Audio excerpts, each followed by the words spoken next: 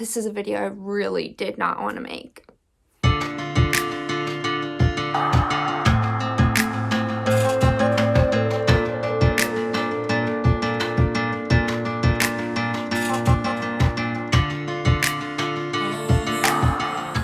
Hey there, my name's Emily Myrick from the blog marriedmyrick.com, and every Wednesday I upload a new video for working women on attainable homemaking.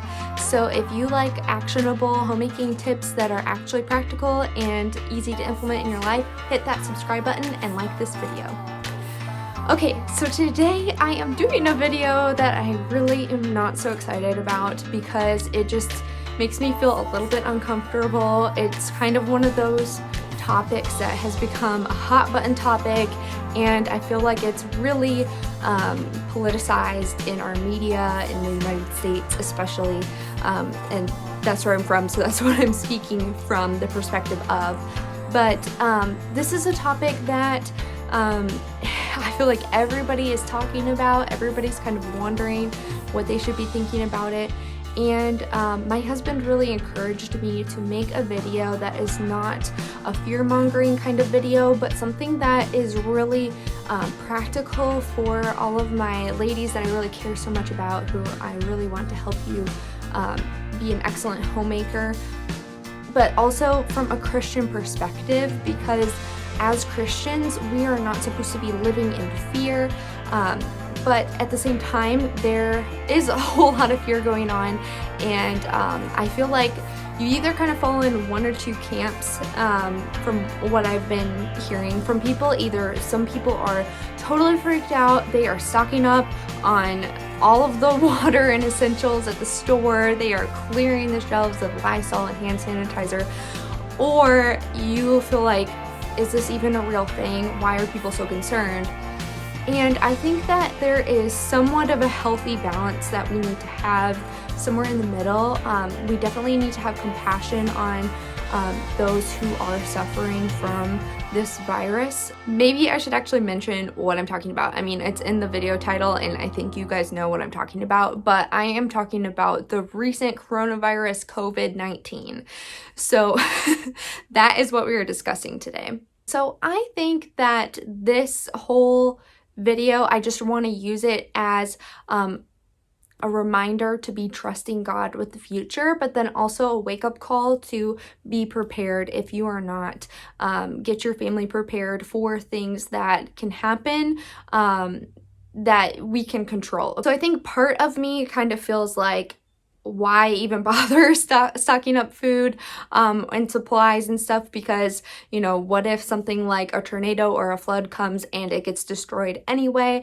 And then part of me realizes that that's kind of not really a good excuse to just not do anything at all. So I think that we really need to look to the Bible as Christians to see, okay, what does God say to do? What does he ask us to do? Today, we're going to dive right in and do that, and I'm going to give you guys some practical tips too.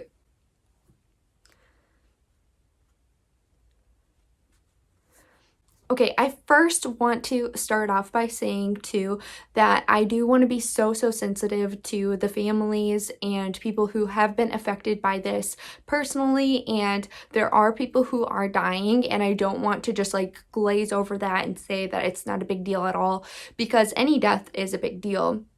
But I also do want to say with as much sympathy as possible that God is still in control, guys, and God is using this for good. Okay, he promises us in Romans 8:28 that he will use all things for the good of those who are called according to his purpose. So he is using things for good, even this COVID-19. Even if we can't directly see the results.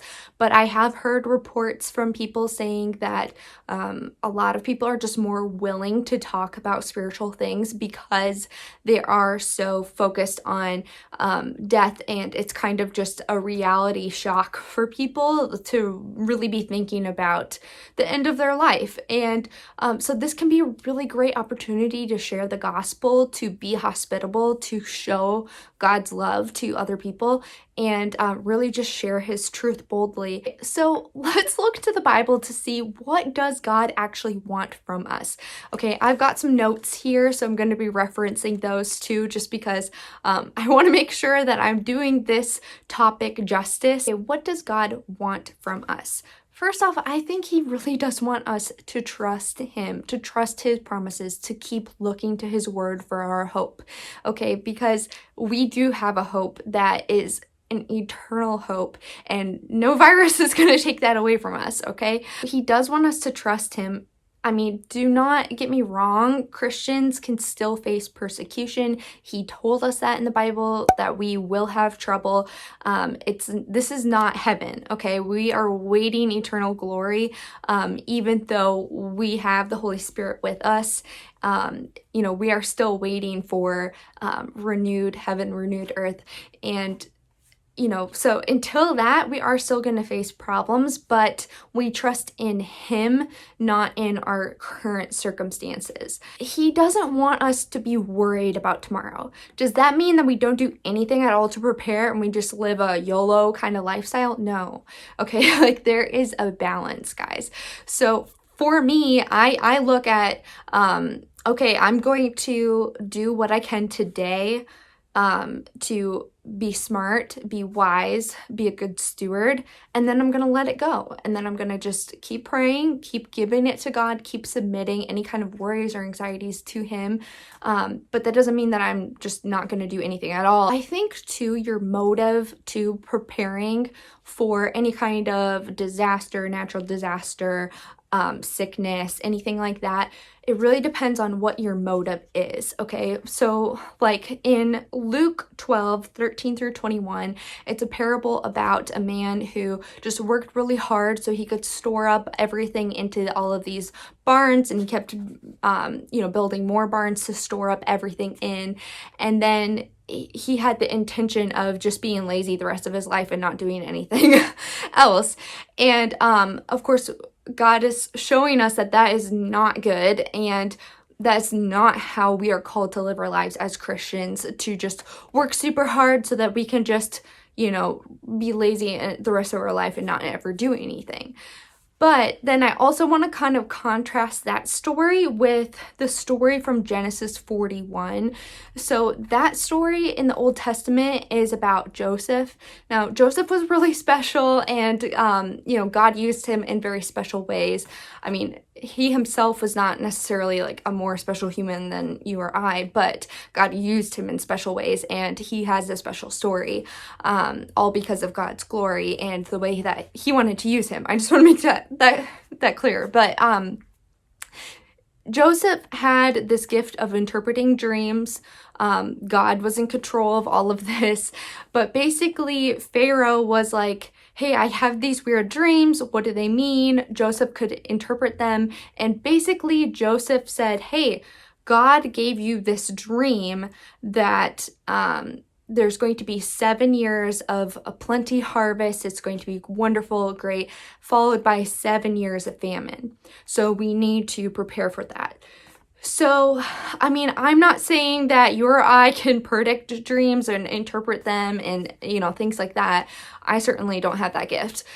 And I'm definitely not like a prophetess or something like that. But I do think that if God gives us clear signs that there is an issue going on in the world, it would not be wise to just close your eyes, try to bury your head under the sand, and just be like, nope, I'm not going to believe that anything bad will ever happen to me. Because that is not what Jesus promised us. He did promise us that there would be trouble in this world, but to take heart because he has overcome the world. Okay, so that story is really just a great example about how Joseph saw what was coming because God gave him that ability. God is giving us the ability to see, hey, COVID-19, it's a real thing. It is spreading throughout the world. There are over 60 countries at this point who are affected by it.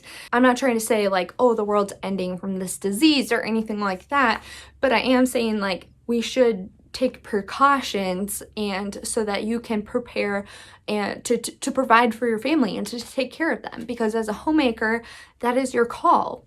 Basically, in Genesis 41. I definitely recommend you to go ahead and read that whole chapter. It's a great story. The life of Joseph is so interesting and inspiring. But basically, Joseph took in those 7 years 1/5 of the harvest every year and stored it up and was able to take care of people because he was proactive about preparing for this thing that God told him about, which was the famine. So basically the whole heart behind my husband really wanting us to have a food storage kind of set up. Now, I'm gonna say it's not like we're crazy preppers and, you know, we're waiting for the zombie apocalypse or something like that.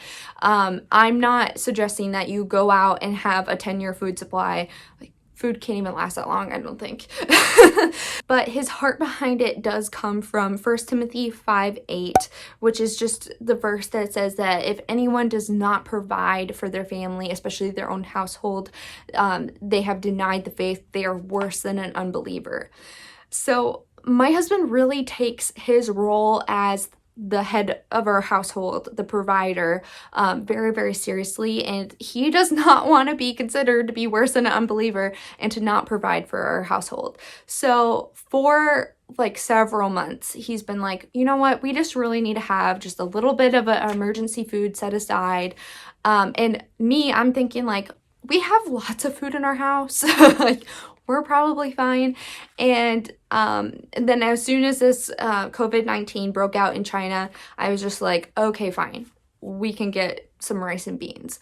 And now that it's kind of impacted more of the world, in fact, Italy has a travel ban. We have plans to go to Italy. It's probably not going to happen at this point. We're still hopeful, but at this point, I'm kind of thinking, I don't know if things are going to turn around quickly enough for us to be able to go. So it really kind of hit closer to home, and I'm like, you know what? You're right. It is wise to have food saved up. The CDC even recommends to just have basics stocked up. And so I decided like, okay, I'm going to listen to you, husband. I'm going to just also quickly go over 2 more verses that I have found that talk about preparing for your household. Proverbs 21:20 says, "Precious treasure and oil are in a wise man's dwelling, but a foolish man devours it." Yeah, it's a little convicting, right? Okay, and then Proverbs 22:3 says, "The prudent sees danger and hides himself, but the simple go on and suffer for it." Okay, guys, so if those Bible verses aren't enough to at least get you thinking about if it would be wise to, save up a little bit of extra food and just be prepared as much as you possibly can. Now, like I said, there's going to be things that you just can't account for, like if there's a tornado or a flood or something, a fire, anything like that, that would destroy your efforts to stock up. At that point, I would say you have to give it to the Lord because you've done everything you can. You were being a good steward. It's not like you were being irresponsible. And at that point, you really just have to trust God. And not to say like don't trust God before that point.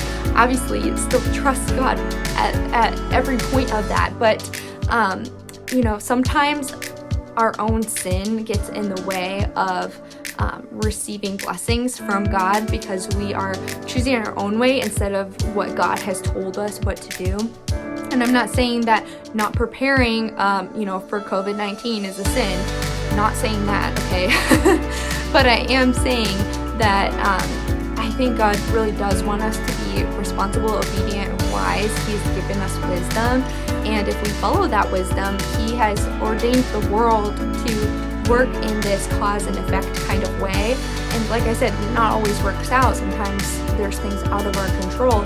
But that is just meant to remind us of who actually is in control. And even while we are preparing and being smart and doing the things that God tells us to do to provide for our families and everything like that, we have to remember that He is still the one who is in control. Okay, so if those Bible verses have convinced you to maybe start looking into what it looks like to stock up and provide for your family, I'm going to give you some actionable tips. Okay, y'all, one of my just very basic tips is to stock up on your basic pantry essentials. So make sure you go and hit that subscribe button because I am going to be talking about this in an upcoming video about meal planning. But basically just your basic, why am I saying basic so much? Just stock up on all of your, you know the word I'm trying to say, but I'm not going to say it anymore. Okay, so you want to make sure that you also have all of your cleaning essentials. So your canned goods, your dried goods, your just normal refrigerator, freezer items, things that you always keep on hand. And then as far as cleaning items, right now with the COVID-19, a lot of hand sanitizer, toilet paper, and any kind of cleaning products like Lysol or Clorox wipes, all of those are getting wiped off the shelves very quickly because people are freaking out. So I'm not saying like go get a 10-year supply, go buy 300 cases of water. Like, no, you don't need to do that. But you do need to just stock up on your basic supplies. I try to have lots of things on hand anyways, because if something ever comes up where I need extra food to cook or to substitute something, I like to be able to just shop from my own pantry before like running out to the store or just running to go get takeout or something like that. You should be prepared in this way already, but if you're not, or if things are running low, go stock up on all of those just basic essentials. So in our food supply, we decided to go with rice and beans, chips and salsa, jerky, canned fish, dried fruit, PB&J, and meal bars, and of course chocolate, because you need chocolate in an emergency, of course. But those are just kind of just basic things, that last a really long time, that you can put into storage and you don't have to worry about them expiring. So basically they have a longer shelf life.